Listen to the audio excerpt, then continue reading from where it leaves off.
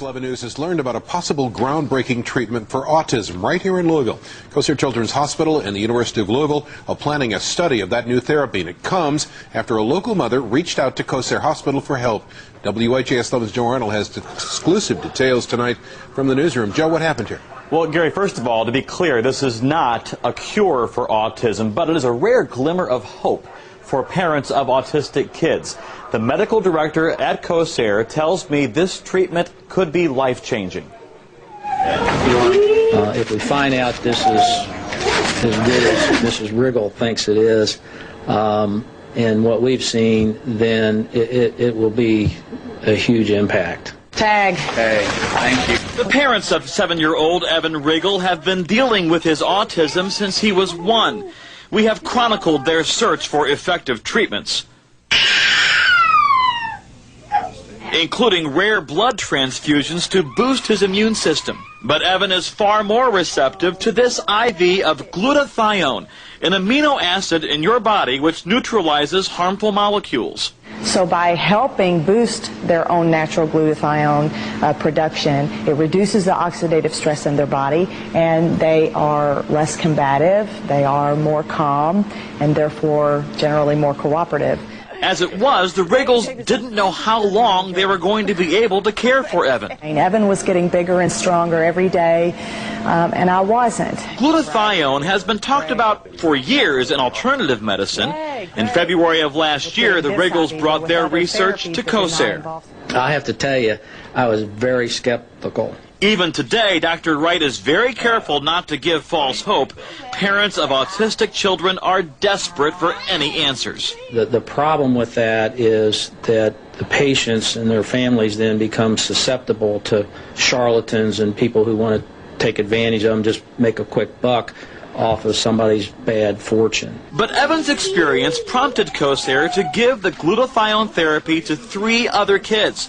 And Wright says 2 of them have also shown remarkable progress, including an 8-year-old boy. It's after about 3 or 4 treatments. His visited him when he was here. His mother said he dressed himself for the first time in his life.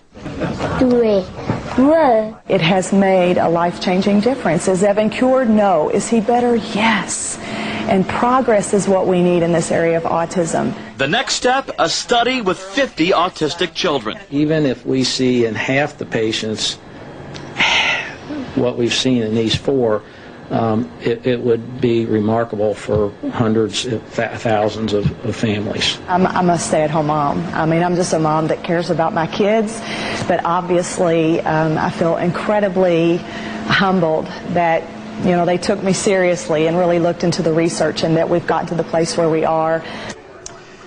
Now, Kosser's phones are likely to ring off the hook right now once parents hear of the study. But Dr. Wright says, hold on, they are not ready for that. They are still writing their research protocol. But for more information, you can watch my entire interview with Dr. Wright right now. That's on WHAS11.com. Live here in the newsroom, Joe Arnold, WHAS 11 News. See you then, Gary. WHAS 11 News has learned of a possible groundbreaking treatment for autism, and it's right here in Louisville. Kosser Children's Hospital and the University of Louisville are planning a study. But first they need to pay for it, and a 10-year-old may help foot the bill. WHAS 11's Joe Arnold broke this story at 5, and he has more here tonight at 5:30. Joe? Hey, Doug. Kosser estimates it will cost about $400,000. The study would include about 50 autistic children, and the sister of one autistic boy is leading the way.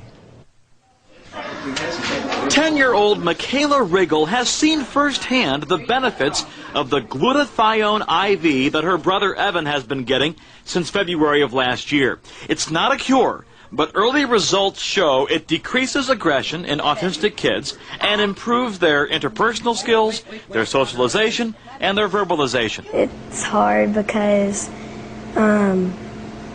when he wants something that we won't let him have, he'll get mad and frustrated, and he'll try to find ways to get out of the house, to throw things, to drop things, so we have to keep an eye on him.